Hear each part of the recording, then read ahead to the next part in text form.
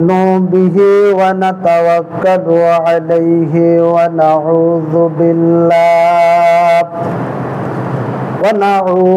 بالله من شرور أنفسنا ومن سيئات أعمالنا من يهده الله فلا مضل له ومن يضلله فلا هادي له وأشهد أن لا إله إلا الله وحده لا شريك له وأشهد أن محمدا عبده ورسوله أما بعد فإن خير الحديث كتاب الله وخير الحديث حديث محمد رسول الله صلى الله عليه وسلم وشر الأمور محدثاتها وكل محدثات بدعة وكل بدعة ضلالة وكل ضلالة في النار الذي أرسله بالحق بشيرا ونذيرا وداعيا إلى الله بإذنه وسراجا منيرا فقد قال الله تعالى في القرآن المجيد والفرقانه الحميد أعوذ بالله من الشيطان الرجيم بسم الله الرحمن الرحيم وما أوتيتم من شيء فمتاع الحياة الدنيا والآخرة خير وأبقى للذين آمنوا وعلى ربهم يتوكلون إلى الآخرة. عن عبد الله بن عباس رضي الله تعالى عنه قال قال رسول الله صلى الله عليه وسلم يدخل الجنة من أمتي 70,000 بغير حساب لا يسترقون ولا يتطيرون على ربهم يتوكلون رواه البخاري ومسلم. আম্মাবাদ, সমস্ত প্রশংসার সেই মহান আল্লাহ তাআলার জন্য, যার অশেষ মেহেরবানিতে আজকে কাছারি কুয়ালিপাড়া জামে মসজিদের সকল মুসল্লিবৃন্দ আজকে এই জুমাতে উপস্থিত হতে পেরেছি। সেই মহান আল্লাহ তাআলার শুকরিয়া আদায় করছি। সকলে বলি আলহামদুলিল্লাহ। দরুদ ও সালাম বর্ষিত হোক বিশ্ব মানবতার মুক্তির দূত জনাবে মুহাম্মদ রাসূলুল্লাহ সাল্লাল্লাহু আলাইহি ওয়াসাল্লাম।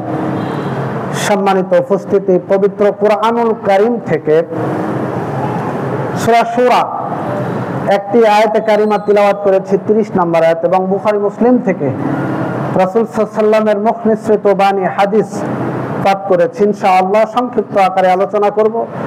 আজকে জুমার দিন আমার সংক্ষিপ্ত আলোচনার বিষয় আল্লাহর উপরে ভরসা। আল্লাহর উপরে তাওয়াক্কুল বা ভরসা সম্পর্কে গুরুত্বপূর্ণ আলোচনা রাখার চেষ্টা করব ইনশাআল্লাহুল আজিজ। সম্মানিত উপস্থিতি, আসলে আমরা দুনিয়াতে আল্লাহ রাব্বুল আলামিন আমাদেরকে পাঠিয়েছেন, আমরা দুনিয়াতে এসেছি নিজের ইচ্ছাই হোক আর অনিচ্ছাই হোক। যেহেতু আল্লাহ সৃষ্টি করে আমাদেরকে পাঠিয়েছেন, এসেছি। এখানে এসে যদি আমরা কেউ মনে করি যে আমি একাই 100, কারো উপরে নির্ভর করার কোনো প্রয়োজন নেই, কারো উপরে তাওয়াক্কুল করার কোনো প্রয়োজন নেই, তাহলে তার কাজ হবে হয়তো, কিন্তু ওই কাজের ভিতরে কল্যাণ নিহিত নয়। আর এই নিয়তটা যদি তার থাকে যে আল্লাহর কোনো প্রয়োজন নেই, আমি একাই যথেষ্ট, তাহলে সে গুনাহগার হবে। বুঝবেন ভালো করে। আপনি একটি বাড়ি তৈরির একটা নিয়ত করেছেন, তাহলে ভরসা কি আপনি নিজেই করবেন যে আমি যেহেতু বাড়ি দিচ্ছি, আমি রোজগার করব, আমি ইনকাম করব, কোনো সমস্যা? এটা ধরে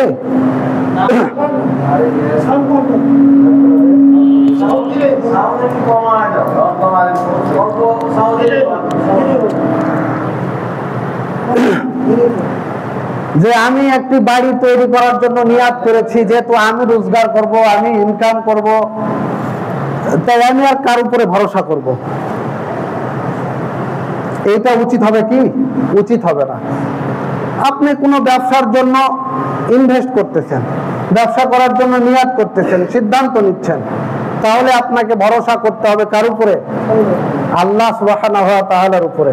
কারণ দুনিয়ায় আপনি যদি বাড়ি করেন, আপনি যদি অর্থ কামান, আপনি যাই করুন না কেন, সেইটা হচ্ছে এই দুনিয়াতে ভোগ করার জন্য, নিজের উপকারার্থে ভোগ করার জন্য, আর সেইটা হচ্ছে ক্ষণস্থায়ী। আর পরকালের জন্য যদি আপনি আল্লাহর উপরে তাওয়াক্কুল করেন, সেটা হচ্ছে পরকালের জন্য। আপনি যদি সালাত আদায় করেন, সেটা পরকালের মুক্তির জন্য। আপনি যদি দান সদকা করেন, এইটা হচ্ছে পরকালের জন্য। আল্লাহর উপরে ভরসা করলেন, তাওয়াক্কুল করলেন, নির্ভর করলেন, এইটা পরকালীন জন্য, জান্নাতের জন্য, জাহান্নাম থেকে মুক্তির জন্য। কথা বলুন ঠিক কিনা? এই জন্য আল্লাহ রাব্বুল আলামিন বলেছেন, ওয়া মা উতিতুম মিন শাইইন ফামাতাউল হায়াতাদ দুনিয়া ওয়াল আখিরাতু খায়রু ওয়া আবকা লিল্লাযিনা আমানু ওয়া আলা রাব্বিহিম ইয়াতাওয়াক্কালুন। সূরা সূরা 30 নম্বর আয়াত। আল্লাহ বলছেন যে দুনিয়াতে যে সম্পদগুলো আছে, যা আছে, এইটা ভোগ করার জন্য ক্ষণস্থায়ী, আর পরকালে যা আছে, জান্নাতে যা আছে, এইটা হচ্ছে চিরস্থায়ী, উত্তম এবং চিরস্থায়ী। তাদের জন্য যারা আল্লাহর উপরে ভরসা করে, আল্লাহর উপরে তাওয়াক্কুল করে, আল্লাহর উপরে নির্ভর করে। তাহলে বোঝা যাচ্ছে যে জান্নাতে যে নিয়ামতগুলো আছে, এইগুলো পাওয়ার জন্য যতগুলো কারণ পৃথিবীর বুকে দলিল ভিত্তিক দেওয়া আছে, তার মধ্যে একটি কারণ হচ্ছে আল্লাহর উপরে তাওয়াক্কুল করা, আল্লাহর উপরে ভরসা করা। আপনার সন্তানের যদি অসুখ হয়, অসুস্থ হয়ে পড়ে, ওই অসুস্থতার জন্য আপনাকে নির্ভর করতে হবে আল্লাহর কাছে, কোনো পীর বাবার কাছে নয়, কোনো মানুষের কাছে নয়, কোনো তৈরি করা মানুষের তৈরি করা কোনো মতবাদের উপরে নয়। ভরসা করবেন, নির্ভর করবেন একমাত্র আল্লাহ সুবহানাহু ওয়া তাআলা। শুধু তাই নয়, যদি পায়ের স্যান্ডেলও ছিঁড়ে যায়, তবুও নির্ভর করতে হবে আল্লাহ সুবহানাহু ওয়া তাআলার উপরে। সূরা বাকারা 169 নম্বর আয়াত। আল্লাহ রাব্বুল আলামিন বলেন, فَإِذَا أَذَنْتَ فَتَوَكَّلْ عَلَى اللَّهِ إِنَّ اللَّهَ يُحِبُّ الْمُتَوَكِّلِينَ। আল্লাহ রাব্বুল আলামিন বলেছেন, বান্দা, যখন তুমি কোনো কাজের নিয়াত করবে, কোনো কাজের জন্য সিদ্ধান্ত নেবে, কোনো কাজের জন্য পদক্ষেপ গ্রহণ করবে, তখন বান্দা আল্লাহর উপরে তাওয়াক্কুল করো, আল্লাহর উপরে নির্ভর করো, আল্লাহর উপরে ভরসা করো। যে ব্যক্তি আল্লাহর উপরে নির্ভর করবে, আল্লাহর উপরে ভরসা করবে, ইন্নাল্লাহা ইউহিব্বুল মুতাওয়াক্কিলিন। আল্লাহ বলছেন, আমি অবশ্যই, আমি আল্লাহ রাব্বুল আলামিন তাকে ভালোবাসি। ইচ্ছা করলে আল্লাহ সব মানুষকে ভালোবাসেন না, প্রতিটি মানুষ আল্লাহর ভালোবাসা পেতে পারে না। কেউ যদি মনে করে আমি দুনিয়াতে অর্থ সম্পদ, অঢেল অর্থ সম্পদের মালিক হয়েছে, আল্লাহ আমাকে সব কিছু দিয়েছে, আমার কোনো আশা অপূর্ণ রাখে নাই, নামাজ না পড়লে কি হবে, সিয়াম পালন না করলে কি হবে, দিনের কাজ না করলে কি হবে, কিন্তু আল্লাহ রাব্বুল আলামিন অবশ্যই আমাকে ভালোবাসেন, তাহলে আমি বলবো অবশ্যই এই ধারণাটা আপনার ভুল। কারণ আল্লাহর রহম, আল্লাহর ভালোবাসা এখন আপনি বুঝতেই পারেননি। যদি বুঝতেন তাহলে আপনি এই কথা বলতেন না। একজন রিকশাওয়ালা, ঠেলাওয়ালা, দিনমজুরি অনেক পরিশ্রম করে খায়, কিন্তু 5 ওয়াক্ত সালাত আদায় করে, আল্লাহর উপরে নির্ভর করে। আল্লাহ রাব্বুল আলামিন তাকে অর্থ সম্পদ না দিতে পারেন, কিন্তু আল্লাহর খাস রহমত ওই ব্যক্তির উপরে আছে। কারণ এই ব্যক্তি আল্লাহর ভালোবাসা পায়, যেহেতু প্রত্যেকটা কাজে আল্লাহর উপরে নির্ভর করে।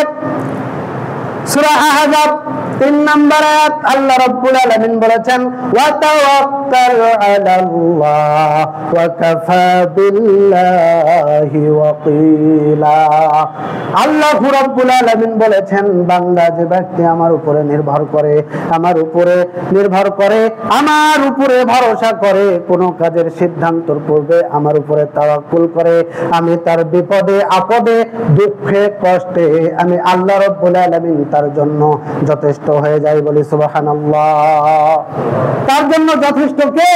আল্লাহ সুবহানাহু ওয়া তাআলা। আল্লাহ বলছেন, হাক্কান আলাইনা নাসরুল মুমিনিন, মুমিনদেরকে সাহায্য করা আমি আল্লাহর উপরে কর্তব্য হয়ে যায়। বলি সুবহানাল্লাহ। মুমিনদেরকে সাহায্য করা আমি আল্লাহর কর্তব্য, আল্লাহ সুবহানাহু ওয়া তাআলা বলেছেন। এরপরে আবার বলেছেন, ইন্না নাসরুল মুমিনিন, নিশ্চয় আমার সাহায্য মুমিনদের অতি নিকটে। সুতরাং অর্থ সম্পদ থাকলে যে আপনি আল্লাহর রহমত, আল্লাহর ভালোবাসা পাচ্ছেন না, বরং সেটা হচ্ছে আল্লাহর গজব। যেহেতু আপনি এখনো ফজরের নামাজই পড়েন না, তার মানে বুঝতে হবে আল্লাহর গজব আপনার উপরে আছে, আল্লাহর অভিশাপ আপনার উপরে আছে, যার কারণে আপনি দিনের কাজ পছন্দ করেন না, ভালো মনে করেন না। আমার ভাইরা, ছোট্ট একটা উদাহরণ দিয়ে দেখুন কিভাবে আল্লাহর উপরে নির্ভর করতে হয়। হযরত ইব্রাহিম আলাইহিস সালাতু ওয়াস সালাম যেমন ভাবে আল্লাহর উপরে নির্ভর করেছিলেন, হযরত মূসা আলাইহিস সালাতু ওয়াস সালাম যেভাবে আল্লাহর উপরে নির্ভর করেছিলেন, বিশ্বনবী জনাবে মুহাম্মদ রাসূলুল্লাহ সাল্লাল্লাহু আলাইহি ওয়াসাল্লাম কিভাবে আল্লাহর উপরে নির্ভর করেছিলেন, ওইভাবে আমাদের নির্ভর করতে হবে। সূরা হজ নামে কোরআনে সূরা আছে 17 পারায়। এই সূরাটির ভিতরে ৭৮টি আয়াত আছে। ওই ৭৮ নম্বর আয়াতের শেষের দিকে একটা কথা আছে। আল্লাহ রাব্বুল আলামিন বলেছেন, মিল্লাতা আবিকুম ইব্রাহিমা হুয়া সাম্মাকুমুল মুসলিমিন। আল্লাহ রাব্বুল আলামিন বলেছেন যে তোমাদের জাতির পিতা, তার নাম ইব্রাহিম, তিনি তোমাদের নাম রেখেছেন মুসলমান। আচ্ছা বলুন তো, আমাদের জাতির পিতা কে?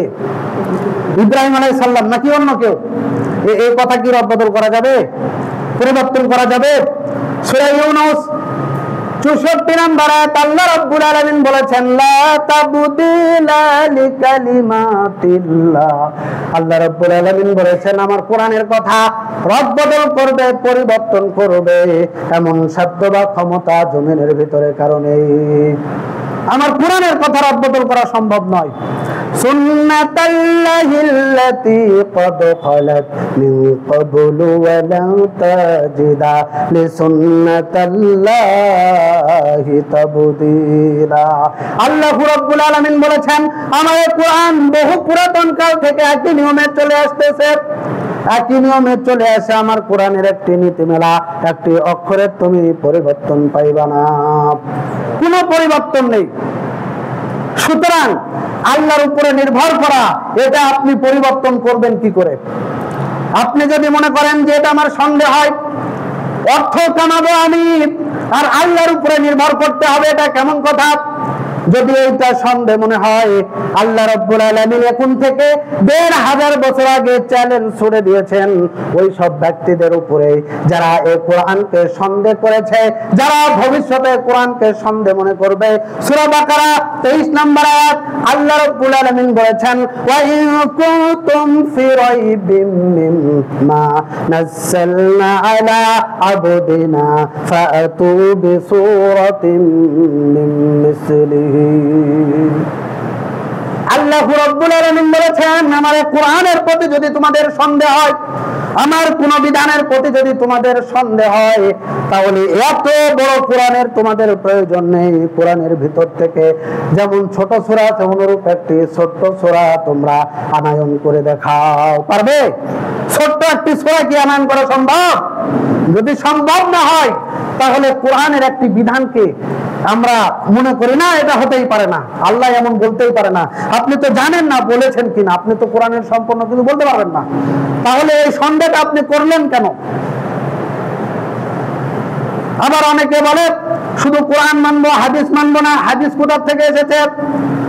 আমার ভাইরা, হাদিসটাও তো আল্লাহ সুবহানাহু ওয়া তাআলার দেওয়া।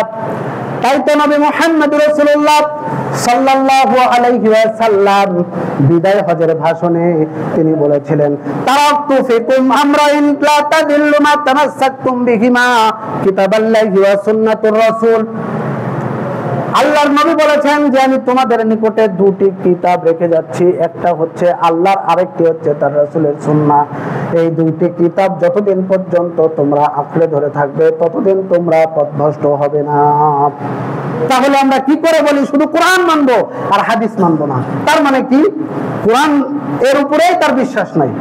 সম্মানিত উপস্থিতি, এইবারে আসুন, যদি কেউ কোরআনের কোন বিধান নিয়ে বিদ্রোহ করতে চায়, দ্বন্দ্ব কলহ করতে চায়, ফিতনা ফাসাদ সৃষ্টি করতে চায়, আল্লাহ রাব্বুল আলামিন তাদের জন্য জানিয়ে দিলেন সূরা আরাফ 40 নম্বর আয়াত, ইন্নাল্লাযীনা কাযযাবু বিআয়াতিনা ওয়াস্তাকবারু আনহু লা তুফাত্তাহু লাহুম আবওয়াবুস সামা ওয়া লা ইয়াদখুলুনাল জান্নাতা হাত্তা ইয়ালিজাল জামালু ফি সাম্মিল খিয়াত।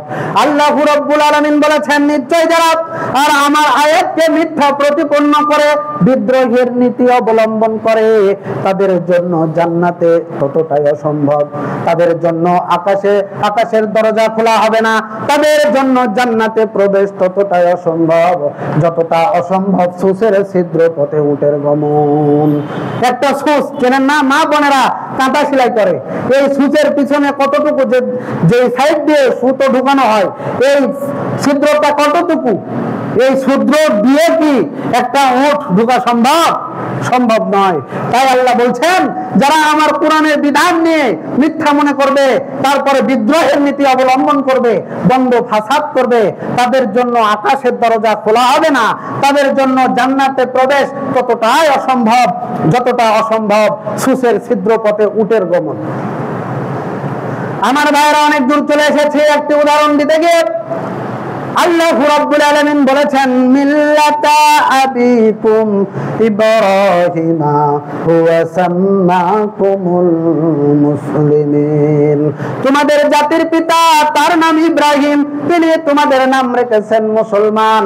এইবারে আসুন, আমাদের জাতির পিতা ইব্রাহিম আলাইহিস সালাতু ওয়াস সালামকে অগ্নিকুণ্ডে নিক্ষেপ করে জ্বালিয়ে পুড়িয়ে ছারখার করে দিতে চেয়েছিল বেঈমান নমরুদ, ঠিক কিনা? বেঈমান নমরুদ আমাদের জাতির পিতা ইব্রাহিম আলাইহিস সালাতু ওয়াস সালামকে একেবারে আগুনে পুড়িয়ে তছনছ করে দিতে চেয়েছে, কিন্তু আল্লাহর ইচ্ছা আমাদের জাতির পিতা ইব্রাহিম আলাইহিস সালাতু ওয়াস সালামকে রক্ষা করা। আল্লাহ রাব্বুল আলামিন বলেছেন সূরা দাহর 30 পারায় 29 নম্বর আয়াত, আল্লাহ রাব্বুল আলামিন বলেছেন, ওয়া মা তাশাউনা ইল্লা আইয়াশা আল্লাহ ইন্নাল্লাহা কানা আলিমান হাকীমা। আল্লাহ রাব্বুল আলামিন বলেছেন, বান্দারে আমি যদি ইচ্ছা না করি, আমার ইচ্ছা ছাড়া কেউ কোনো বিষয় ইচ্ছা করতে পারে না। আমি যদি ইচ্ছা না করি তাহলে আমার ইচ্ছা ছাড়া কেউ কোনো বিষয় ইচ্ছা করতে পারে না। কেন পারে না?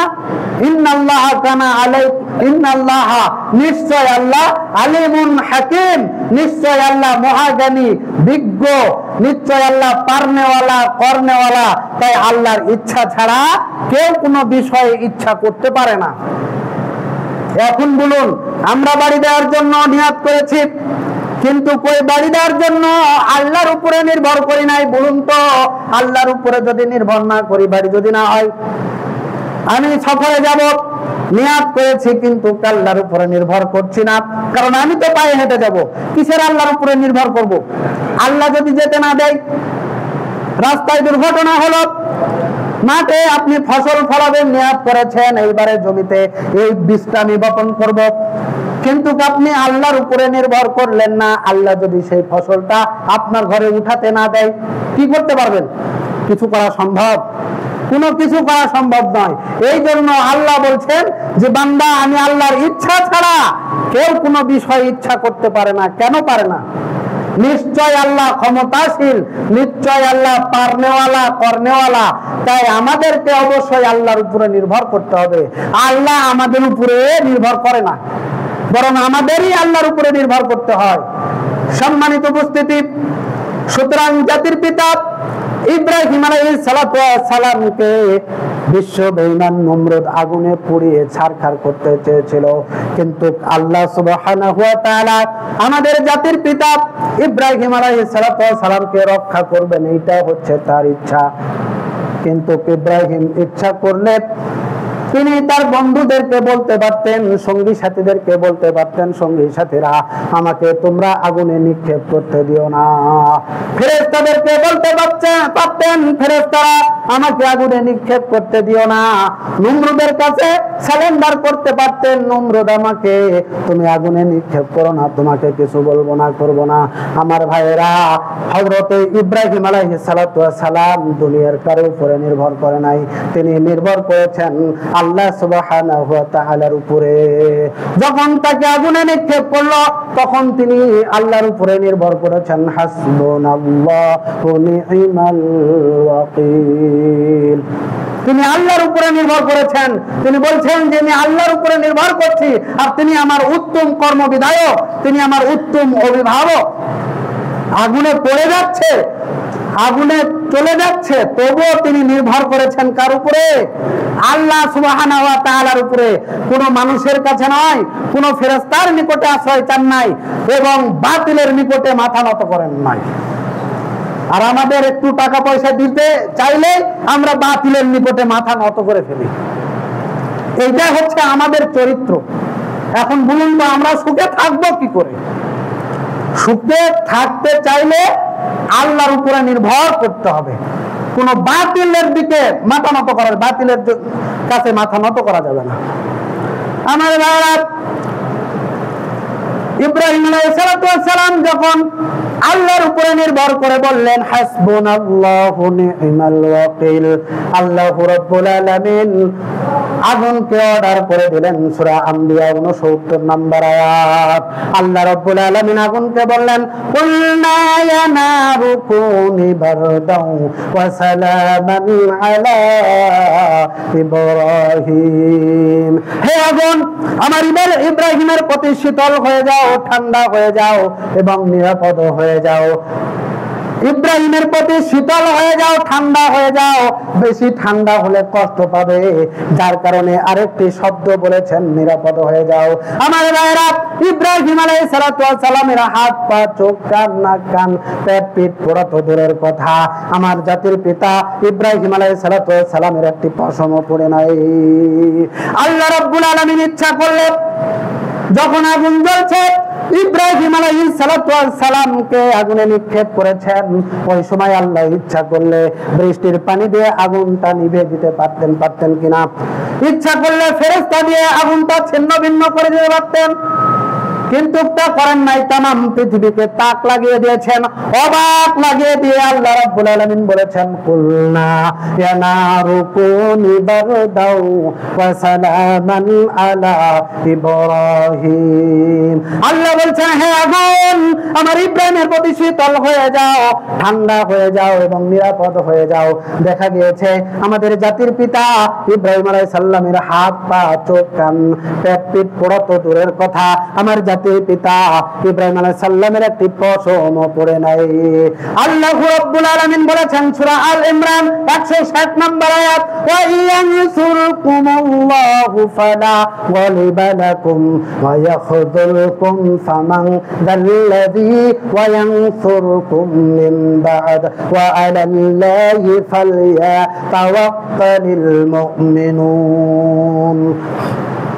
আমার ভাইরা, আল্লাহ রাব্বুল আলামিন বলেছেন, বান্দা জেনে রাখো, শুধু ইব্রাহিমের জন্য আয়াত নয়, পৃথিবীর সকল মানুষের জন্য এই আয়াতটি অবতীর্ণ করে নবী মুহাম্মদ রাসূলুল্লাহ সাল্লাল্লাহু আলাইহি ওয়াসাল্লামকে জানিয়ে দিলেন, হে নবী, আপনি জেনে রাখুন, আমি আল্লাহ যদি কাউকে সহযোগিতা করি, সাহায্য করি, তাম পৃথিবীর মানুষ যদি তাকে যদি সাহায্য না করে, বিপদে ফেলতে চায়, তাহলে তাকে কোনো ক্ষতি করতে পারবে না।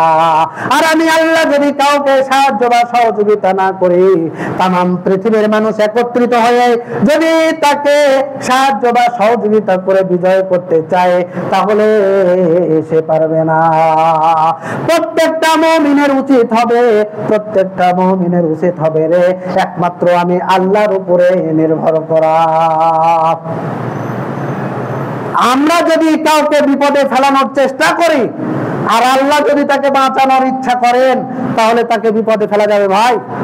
আর আল্লাহ যদি তাকে বাঁচানোর চিন্তা না করেন, তাহলে পৃথিবীর সমস্ত মানুষ একত্রিত হয়ে তাকে রক্ষা করা বা তাকে বাঁচানো সম্ভব নয়। সুতরাং আল্লাহর ইচ্ছাই শেষ ইচ্ছা, আর আমাদের প্রত্যেকের আল্লাহর উপরে নির্ভর করতে হবে। এই জন্য আল্লাহ রাব্বুল আলামিন বলেছেন, ওয়ালা তাকুলাল্লি শাইইন ইন্নী ফাইলুন যালিকা গাদা ইল্লা আইয়াশা আল্লাহ। ও বান্দা, তুমি মুখ দিয়ে কথা বলো না, এমন কথা তুমি মুখ দিয়ে বলো না, বের করো না যে আগামীকাল আমি এই কাজ করব, সেই কাজ করব, হেটা যাব, সেটা যাব, ইল্লা আইয়াশা আল্লাহ, আল্লাহ ইচ্ছা করলে, আল্লাহ তৌফিক দিলে, এই কথা না বলিয়া বান্দা ভবিষ্যৎকালের জন্য তুমি কোনো কথা বলিও না। তার মানে হচ্ছে আপনি যাবেন রাজশাহীতে, এখন কেউ বলছে কিরে কোথায় যাবি, বলছে রাজশাহীতে যাচ্ছি, বা আগামীকাল রাজশাহী যাব, আমি আগামীকাল ফসল ফলাবো, যদি ফলাতে না দেয়, যদি রাজশাহী যেতে না দেয়, এই জন্য ভবিষ্যৎকালের পূর্বে আপনাকে ইনশাআল্লাহ বলতে হবে। ওয়ালা তাকুলাল্লি শাইইন ইন্নী ফাইলুন যালিকা গাদা ইল্লা আইয়াশা আল্লাহ, সূরা কাহাফ 23 নম্বর আয়াত। আল্লাহ বলছেন, বান্দা তোমার মুখ দিয়ে এমন কোনো কথা বের করো না যে আমি আগামীকাল এই কাজ করব, সেই কাজ করব, ইল্লা আইয়াশা আল্লাহ, আল্লাহ ইচ্ছা করলে, আল্লাহ তৌফিক দিলে, এই কথা না বলিয়া বান্দা ভবিষ্যৎকালের জন্য তুমি কোনো কথা বলিও না। আমার আব্দুল্লাহ ইবনে আব্বাস রাদিয়াল্লাহু তাআলা আনহু হতে বর্ণিত, তিনি বলেন যে নবী মুহাম্মদ রাসূলুল্লাহ সাল্লাল্লাহু আলাইহি ওয়াসাল্লামের উপরে যখন কোরআনের আয়াত অবতীর্ণ হচ্ছে, তিনি যখন দাওয়াতি কাজ চালানোর চেষ্টা চালিয়ে যাচ্ছেন, মক্কার কুরাইশরা তারা বাধা দেওয়ার চেষ্টা করছে কিন্তু পারছে না। তাই তো 2-3 জনকে মদিনা খ্রিস্টান পণ্ডিতের নিকটে পাঠিয়ে দিলেন যে তোমরা নবী মুহাম্মদের সম্পর্কে কিছু জেনে আসো। তারা চলে গেলেন পণ্ডিতদের নিকটে। যখন মুহাম্মদ সম্পর্কে বিস্তারিত জানানো হলো, পণ্ডিতেরা তখন ওই 2 বা 3 জনকে শিখিয়ে দিলেন 3টি প্রশ্ন শিখিয়ে দিলেন যে তোমরা যাও মুহাম্মদকে এই প্রশ্নগুলো করো, যদি এই প্রশ্নের ঠিক ঠিক জবাব দিতে পারে তাহলে বুঝে নেবে এ হচ্ছে আল্লাহর নবী, আর যদি জবাব দিতে না পারে, উত্তর দিতে না পারে, বুঝে নেবে এ আল্লাহর নবী নয়। প্রশ্নটি হচ্ছে, তোমরা যে জিজ্ঞাসা করবে তারা মদিনা থেকে চলে এসেছে, কুরাইশদের নেতাদেরকে নিয়ে মুহাম্মাদের নিকটে উপস্থিত হয়েছে, যে বলছে হে মুহাম্মদ তোমাকে 3টি প্রশ্ন করব, যদি এই 3টি প্রশ্নের যথাযথ উত্তর দিতে পারো তাহলে তোমাকে নবী হিসাবে মেনে নিব, আর যদি প্রশ্নের উত্তর দিতে না পারো তাহলে তোমাকে নবী হিসাবে তো মানবই না। 3টি প্রশ্ন হচ্ছে, তুমি বলো ওই সব যুবকদের সম্পর্কে আপনাদের জানা আছে, আমি একটু স্মরণ করিয়ে দিচ্ছি। প্রশ্ন করা হচ্ছে নবী মুহাম্মদ রাসূলুল্লাহ সাল্লাল্লাহু আলাইহি ওয়াসাল্লামকে ওই যুবকদের সম্পর্কে যারা নিজের এলাকা ছেড়ে, নিজের গ্রাম ছেড়ে, বাড়ি ছেড়ে বেরিয়ে চলে গিয়েছে, তাদের সম্পর্কে জানতে চাই। 2 নম্বর প্রশ্ন হচ্ছে, এমন একজন ব্যক্তি আছে যে পৃথিবীর পশ্চিম দিগন্ত থেকে পূর্ব দিগন্ত পর্যন্ত সফর করে বেরিয়েছেন, এই ব্যক্তি সম্পর্কে জানতে চাই। আর 3 নম্বরে রূহ সম্পর্কে জানতে চাই, রূহটা কি। আমার ভাইরা, নবী মুহাম্মদ রাসূলুল্লাহ সাল্লাল্লাহু আলাইহি ওয়াসাল্লাম নিজের থেকে কোনো কথা বলেন না, ওহীর আলোকে তিনি জবাব দিলেন। তাই তো তিনি তাদেরকে বললেন যে আমি আগামীকাল তোমাদের এই প্রশ্নের জবাব দেব। কিন্তু তিনি ইনশাআল্লাহ বলতে পারেন নাই, ভুলে গিয়েছেন। অথচ আগামীকাল পরের দিন আর ওহী আসে না, তারপরের দিন ওহী আসে না, তারপরের দিন ওহী আসে না। আল্লাহর নবী জনাবে মুহাম্মদ রাসূলুল্লাহ সাল্লাল্লাহু আলাইহি ওয়াসাল্লাম বিচলিত হয়ে গেলেন। আহারে কি ব্যাপার!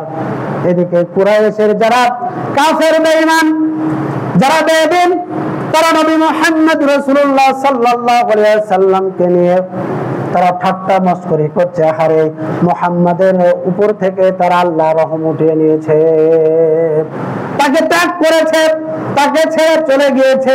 একদিন নয়, 2 দিন নয়, 3 দিন নয়, 5 দিন নয়, পুরো 15 দিন পরে হযরতে জিবরাইল আলাইহিস সালাতু ওয়াস সালাম এই আয়াতটি নিয়ে অবতীর্ণ হয়ে বললেন, ওয়ালা তাকুলাল্লি শাইইন ইন্নী ফাইলুন যালিকা গাদা ইল্লা আইয়াশা আল্লাহ। নবী মুহাম্মদ রাসূলুল্লাহ সাল্লাল্লাহু আলাইহি ওয়াসাল্লামকে বলছেন, হে নবী, আপনি নিজের থেকে কোনো কথা মুখ দিয়ে বের করো না, আগামীকাল এই কাজ করব, সেই কাজ করব, ইল্লা আইয়াশা আল্লাহ, আল্লাহ ইচ্ছা করলে, আল্লাহ তৌফিক দিলে এই কথা না বলিয়া বান্দা ভবিষ্যৎকালের জন্য তুমি কোনো কথা বলিও না। আমার ভাইরা, এখন বলুন, নবী মুহাম্মদ রাসূলুল্লাহ সাল্লাল্লাহু আলাইহি ওয়াসাল্লাম ইনশাআল্লাহ না বলার কারণে তার নিকটে ওহী আসা বন্ধ হয়ে গেল পুরো 15 দিন। আর আমরা কি করি? ভাত খাবেন? হ্যাঁ খাবো। ভবনগঞ্জে যাবেন? হ্যাঁ যাবো। বাজারে যাবেন? হ্যাঁ যাবো। অমুক জায়গায় কোথায় যাবে রে বা? অমুক জায়গায় আগামীকাল যাবো। এই কথা বলবেন না, এইটা অবহেলা করে ছেড়ে দিবেন না। প্রত্যেকটা কাজের পূর্বে ইনশাআল্লাহ বলবেন। ভবিষ্যতে আপনি কোথায় যাবেন? আগামীকাল ইনশাআল্লাহ, আগামীকাল আমি রাজশাহীতে যাব, ইনশাআল্লাহ আগামীকাল আমি জমিতে চাষ করব, ইনশাআল্লাহ আমি এখন ভাত খাবো। ভবিষ্যৎকালের যে কাজগুলো করবেন তার পূর্বে ইনশাআল্লাহ ব্যবহার করবেন। ভালো কিছু যদি হয়, আপনি কেমন আছেন? আলহামদুলিল্লাহ। বুঝতে পারেননি কথা? আমার ভাইরা, এই জন্য আমাদের এই কাজগুলো শিখতে হবে। তার পূর্বে আল্লাহর উপরে তাওয়াক্কুল করতে হবে, আল্লাহর উপরে নির্ভর করতে হবে। আল্লাহ যেহেতু আল্লাহ সুবহানাহু ওয়া তাআলা আমাদের স্রষ্টা, আমরা তার সৃষ্টি জীব মানুষ, সুতরাং প্রত্যেকটা কাজের পূর্বে আল্লাহর উপরে তাওয়াক্কুল করে আল্লাহর ইচ্ছার উপরে আমাদের নির্ভর করতে হবে। সম্মানিত ভাইরা, আমরা অনেকেই বলে থাকি যে ছেলে হওয়া না হওয়া আমার দ্বারা। আপনাদের দিকে হয়তো বলে না, কিন্তু আমাদের দিকে কিছু কিছু মানে ছেলে আছে, তাদের দেখা যাচ্ছে 2টা 3টা ছেলে। সে বলছে যে ছেলে হবে না, মানে আরে ছেলে হবে আর না হবে সেটা তো আমার দিয়ে, আমি ইচ্ছা করলে ছেলে হবে, ইচ্ছা করলে মেয়ে হবে। আল্লাহর বিধানকে সে অস্বীকার করেছে, সে কখনো এই ইচ্ছা নিজের ইচ্ছায় সে পূরণ করতে পারে না। আল্লাহ রাব্বুল আলামিন বলেছেন যে আমি কাউকে কন্যা সন্তান দেই, আমি আবার কাউকে ছেলে সন্তান দিই, আবার আমি কাউকে কন্যাও দিই, ছেলেও দিই, আবার কাউকে কিছুই দিই না। বন্ধা মেয়ে থাকে না? বন্ধা থাকে, মেয়েও থাকে, ছেলেও থাকে। এখন আল্লাহ বলছেন যে আমি কাউকে কন্যা দিই, কাউকে পুত্র দিই, আবার কাউকে কন্যা পুত্র দুইটাই দিই, আবার কাউকে কিছুই দিই না। আর ওই খাটাস মার্কা বদ লোকটা বলছে যে আমি ইচ্ছা করলেই ছেলে হবে, আমি ইচ্ছা করলেই মেয়ে হবে। এখন আপনি কার কথা বিশ্বাস করবেন? আল্লাহ সুবহানাহু ওয়া তাআলার কথা বিশ্বাস করবেন। সম্মানিত উপস্থিতি, এই জন্য উদাত্ত আহ্বান জানাচ্ছি, অবশ্যই আল্লাহর উপরে তাওয়াক্কুল করে আমরা দুনিয়াতে ইবাদত বন্দেগী চালিয়ে যাই। একটি হাদিস পাঠ করেছিলাম, ইবনে আব্বাস রাদিয়াল্লাহু তাআলা আনহু হতে বর্ণিত, তিনি বলেন রাসূলুল্লাহ সাল্লাল্লাহু আলাইহি ওয়াসাল্লাম বলেছেন, ইয়াদখুলুল জান্নাতা মিন উম্মতি ৭০,০০০। আল্লাহ বলছেন যে আমার উম্মতের ভিতর থেকে ৭০,০০০ লোক যারা বিনা হিসাবে জান্নাতে যাবে। সুবহানাল্লাহ বিহামদিহি। লা ইয়াস্তারকুনা ওয়া লা ইয়াতাতায়্যারুনা আলা রাব্বিহিম ইয়াতাওয়াক্কালুন। আর যারা জীবনে কখনো ঝাড়ফুঁক গ্রহণ করেনি, জীবনে কখনো তাবিজ ব্যবহার করেনি, এমন লোক যারা বিনা হিসাবে জান্নাতে যাবে। এখন বলুন, আমরা কি তাবিজ ব্যবহার করি কিনা? তাবিজ যদি ব্যবহার করেন তাহলে আল্লাহর উপর থেকে তাওয়াক্কুল কেটে যায়, সবচেয়ে বড় শিরক। ঝাড়ফুঁক করা যাবে, ওই ঝাড়ফুঁক করা অবৈধ যে ঝাড়ফুঁক আল্লাহর নাম বাদ দিয়ে, কোরআন বাদ দিয়ে, হাদিস বাদ দিয়ে যদি কোনো দেবদেবীর নামে ঝাড়ফুঁক করে তাহলে সেই ঝাড়ফুঁকটা শিরক। আপনার সন্তান অসুস্থ হয়েছে, আপনি সূরা ফাতিহা পড়ে ফু দেন, সূরা নাস, ফালাক, ইখলাস পড়ে ফু দেন, কারণ সূরা ফাতিহা দিয়ে সাপের বিষ পর্যন্ত নামানো যায়, হাদিস আছে আপনারা জানেন। তাহলে আপনি নামাতে পারবেন না কেন? আমরা পারবো না কেন? কোরআনের আয়াত দিয়ে বিষ নামানো যায়। জিনে যদি আচর করে, ভয় করে, কেউ যদি জ্বর হয়, তার জন্য কোরআনের আয়াত, হাদিসের আয়াত আছে। আপনি যদি মনে করেন যে বাচ্চাটা ভয় করছে, সূরা ইখলাস এবং ফালাক পড়ে পড়ে ফু দেন, তো আপনি তাবিজ বাঁধতে হবে কেন? কই আমাদের ছেলে মেয়েকে তাবিজ বেঁধে দিই না, আমাদের ছেলে মেয়ে বেঁচে নাই, মারা যাবে, যাক না, তবুও শিরকের নিকটে মাথা নত করতে রাজি নয়।